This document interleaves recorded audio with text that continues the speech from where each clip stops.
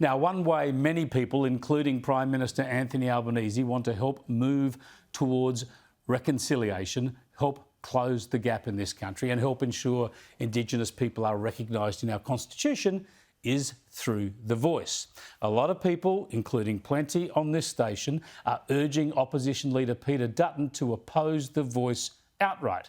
Many are convinced he will. I don't rule it out, but I'm far from convinced yet.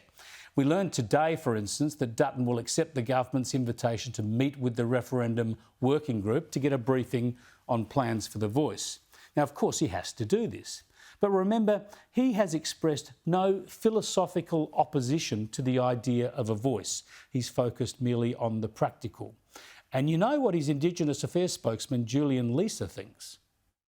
Chris, I think it's a good idea. I think it's a Liberal idea. As a Liberal, I like the principle that you consult individuals who are affected by policy because you get a better outcome when individuals buy into it. As a Liberal, I like the idea that when you have a voice established at the local, regional and national level, as recommended by the Calma-Langton Committee on which you served, that you are more likely to get change on the ground and to shift the needle on some of the issues that we're seeing in relation to Indigenous affairs. Yeah, Lisa has been instrumental in developing the voice idea over the past 7 or 8 years. And listen to this interesting aside from the Prime Minister this week when discussing the likely coalition position.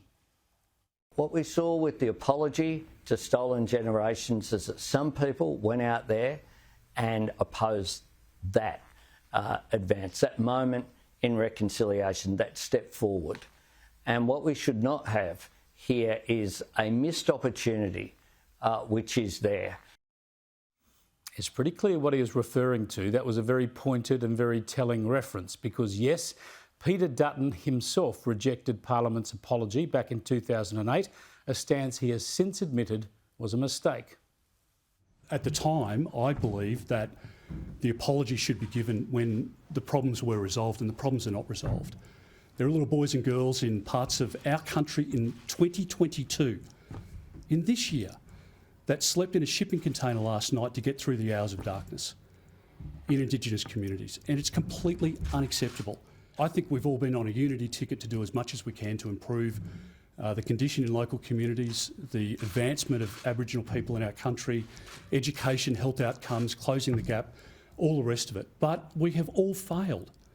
And so, yes, I understand the symbolism and I made that mistake, but for me it came from a place where I just find it unbearable to think that those little kids are facing that situation, or women are facing significantly higher domestic violence.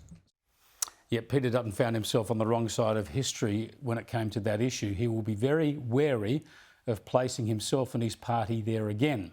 So watch this space carefully.